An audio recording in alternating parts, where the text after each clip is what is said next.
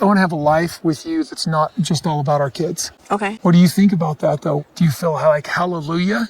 I feel relieved and sad at the same time. Kody's future plans with Robyn, sans kids, are absolutely riveting if you're into watching someone pretend they care about their kids. Throughout the show, Kody loves to claim how important all the kids are to him. But are they though? Nah, not really. Classic narcissist move. Weaponize the kids, then throw a tantrum when things don't go your way. Take Janelle, for instance. Kody's all upset because her sons are upset with him. A real shocker, right? So naturally, he demands she kick them out. When she refuses, cue the dramatic meltdown. And how does he express his fury? By ruining Sav's Christmas, because that's totally the most mature way to handle things. Oh, and let's not forget Isabel's spine surgery. Kody was so mad at Christine for whatever reason, he decided to punish Isabel instead by not showing up to the surgery. You know, because that makes perfect sense. Kody's use of the kids as pawns in his little emotional chess game is absolutely disturbing. And when he says he didn't attend Isabel's surgery because he couldn't bear to be around Christine, it's like he's trying to make her the villain in this whole mess. Subtle, Kody, real subtle. Now, let's talk about the gasp controversial idea that Kody might not want to keep popping out kids. Is that really so wrong? Isn't it normal for parents to want their kids to grow up, be healthy, and, I don't know, maybe leave the nest one day? Most couples hope for that. But not Robyn, obviously. She seems to think the more kids the merrier. Meanwhile, Kody's on the other side, thinking with some rare clarity that maybe they don't need another baby just to keep the parenting phase going into their 70s. I mean, sure, Kody's not exactly a shining example of fatherhood. He's selfish, entitled, and doesn't mind throwing his own kids under the bus if it means he can get a little more Janelle time. Priorities, right? But on this one, he's got a point. No more babies. Please. We've got so much to dive into today, so let's not waste any time. Let's jump straight into it. Hey everyone, what's up? It's Elena here, and welcome back to my channel Reality Nexus X.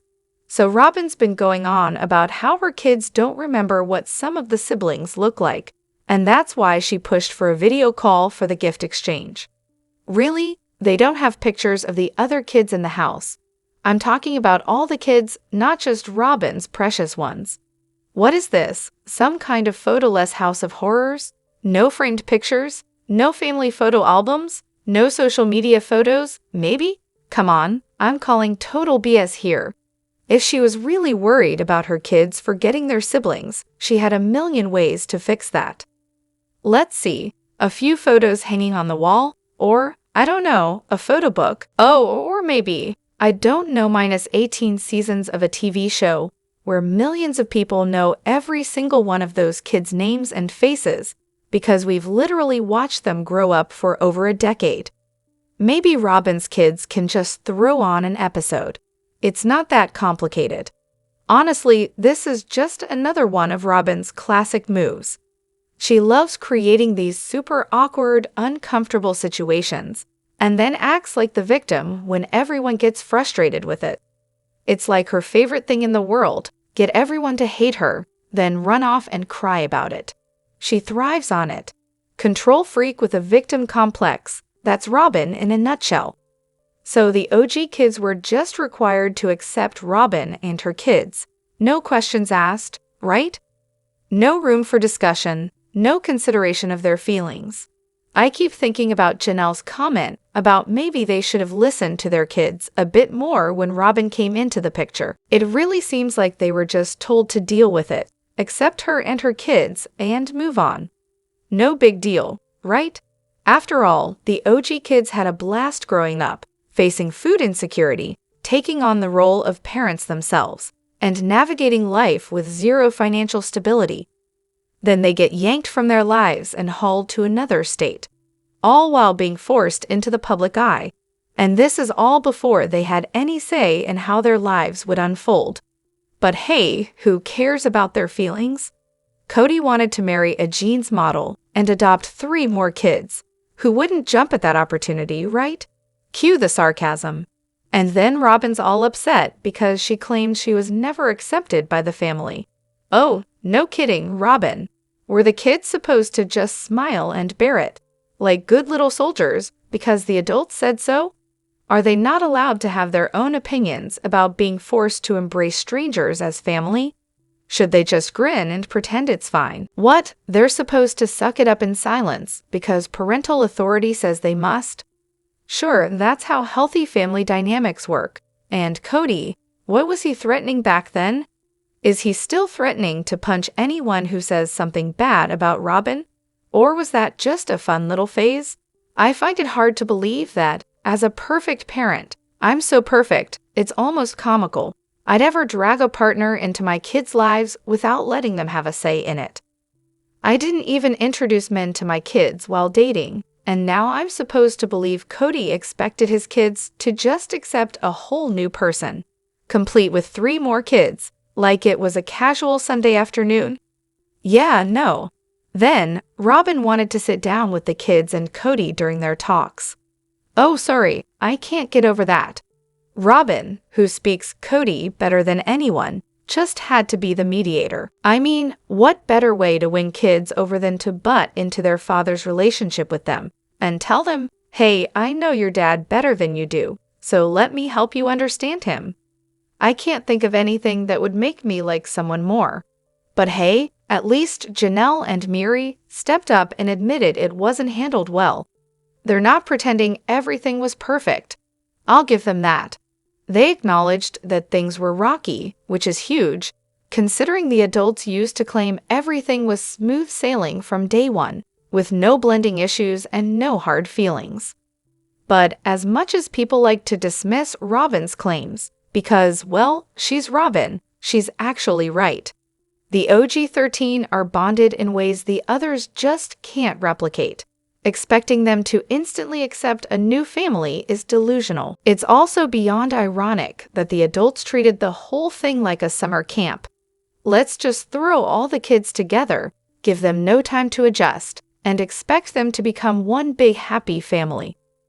Meanwhile, Robyn was out here acting like her kids' stress levels were way worse than everyone else's, just because they had to move with no warning to Vegas and wanted a rental house before the whole crew could be under one roof.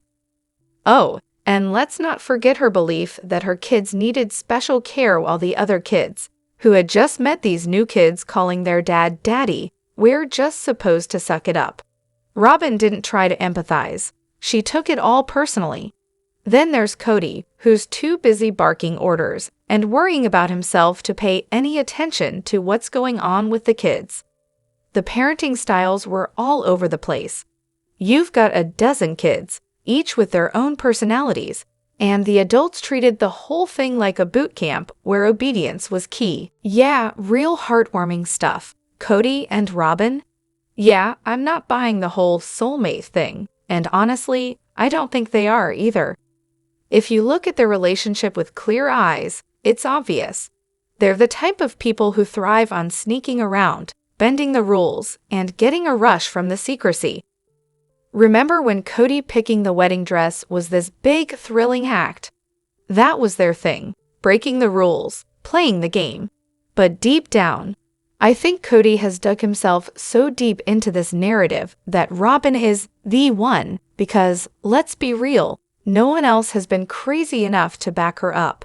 His original wives and kids, except Meri, but let's not pretend Meri is a glowing endorsement, never bought into the Robyn hype.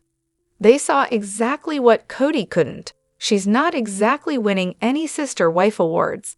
But Kody? He can't admit he was wrong. So instead of accepting that Robyn might not be the one for him, he doubles down, clinging to this loyalty thing like it means something, when really it's all about his bruised ego. Robyn doesn't even care for him the way he thinks she does. She's not in love with him. She never was. In the beginning, yeah, she was all googly-eyed and starry, but if we're being honest, it was more about the cash flow than the romance. Kody's got some serious woman-hating issues going on, so genuine love? Not in the cards. They're both just trauma bonded over their shared victimhood. Honestly, I'm glad they're together so they don't get to mess with anyone else. And let's talk about Kody for a second. Watching him bend over backward for Robyn is just pathetic, especially for someone who claims to be the alpha male of the family. Robyn literally talks down to him on camera like he's a child. The download it to your hard drive moment? Classic. Not to mention the no, you don't speak line when Meri was there. Kody's been reduced to a punchline by his own wife.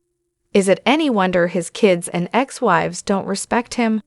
Robyn treats him like a total doormat, so why would anyone else think he's worth respecting? It must be exhausting to constantly play the victim, and Kody with his sad little hero complex is no better. Let's face it, Robyn's got him on a leash, pulling all the strings. Every major decision he's made has been because Robyn pushed him there. He'll act all agreeable with the other wives, go home to Robyn, and come back with a completely different take. Talk about being led around by the nose. Oh, and I'd be remiss not to mention, Robyn's a dog kicker. Yeah, that says it all, doesn't it? Oh, Kody and Robyn getting coronavirus. What a shocker. I could hardly stop eye-rolling when Robyn ended up in the hospital for her serious coronavirus symptoms. I just can't breathe, she says. Meanwhile, I'm over here trying not to die from secondhand embarrassment. And Kody? Don't even get me started on his whole "she kept passing out" saga. If she was as bad off as they both claimed, she would have been getting help immediately, but sure, keep milking the drama. And the whole part where Robyn was waiting for a bed? Come on, they knew she'd be fine. But Robyn's gotta be the victim in every scenario, because, you know, attention. And then there's Brianna, fake crying her eyes out. I'm sorry, but is she Robyn's clone? Because the second she starts with the crocodile tears, there's Robyn's "I'm sorry" smile right behind her. Like, you can't even make this up. This was my first time watching, and honestly, I was already disgusted by Kody and Robyn's attention-seeking antics. But going to the hospital when there are people literally dying from this virus. But Kody crying over Aurora isolating and him not being able to see her for 10 days. Oh, the tragedy. Meanwhile, couldn't care less about his other kids. Classic Kody. Honestly, it took everything in me not to scream at the screen. And then there's that moment in the car when he was debating checking himself into the hospital. Like, no hospital is gonna take you, buddy. Your symptoms are so barely there, they wouldn't even blink at you. But of course, he probably secretly wanted his own dramatic hospital moment. Too bad, Kody, the world doesn't revolve around your latest need for attention. Let me be clear, I'm not begrudging anyone who had coronavirus and needed to go to the hospital. I know people who stayed home thinking they were fine and ended up dying from pneumonia complications. But Robyn? She'd have been given her oxygen levels and tested right away. And in the meantime, she could have just called Kody for updates. My issue wasn't with Robyn getting treatment. It was with Kody wanting to check himself in for a little emergency department moment when he was barely sick. Sure, I get being worried, but Kody has kids at home. For once, can he act like a responsible parent? This was one of those times when he should have stayed home and actually been there for his family instead of whining in his car. Step up, Kody. Your kids need you. Okay, everyone needs to rewatch the B&B discussion from Season 13, Episode 1. Yes, we've beaten the B&B and the catfish storylines to death, but hear me out. So they're sitting Meri down to tell her, in the most tactful way possible, that they don't have the money to help her with the B&B unless they can be equity partners. Because who doesn't want to get in on a sinking ship, right? Honestly, I was kind of irritated with Janelle here. She starts going on about how the money they do have needs to go toward paying taxes, and then casually calls Meri's frustration a tantrum when she says she needs to get things moving to come up with the cash. But then Janelle hits her with the ultimate question. Well, if you did this on your own, would you still want the family to be equity partners? Classic. Meri, in true form, points out that she doesn't want them sticking their noses in her business decisions. Kody, ever the smooth operator, explains that partners just means they get a cut of the profits. Nice, but Meri, with that sharp tongue we all miss, shoots back with, "So you want me to do all the work, and you just sit back and collect a cut." The room erupts in laughter, and Robyn, who has clearly mastered the art of taking credit for literally nothing, chimes in with, "That's what we all do." "Oh, really, Robyn?" Then, cue the chef's kiss moment. Meri casually drops the bomb that she hasn't seen a dime of her MSWC money. Dying. I had to pause the episode because I was laughing so hard. Seriously, I forgot how much I loved Meri's smartass remarks. It's good to see that sass back. People drag Meri for this, but honestly, what kind of marriage ties up all your money in joint assets to the point where you can't even pay for your own business venture? This woman had been raking in TLC money for years, but when she actually needs some of it, sorry, no can do. She can't even get a loan from her own money. Classic. This was probably when Meri finally realized she really needed to look out for herself. Anything with someone else's name on it could be taken away at a moment's notice. She had to chalk up everything she'd put into the family as a loss and start over with what was left in her personal accounts. Smart. And let's not forget Robyn. Didn't she basically admit that MSWC was just a tax write-off? Lol. I loved how Meri didn't let her slide on that one.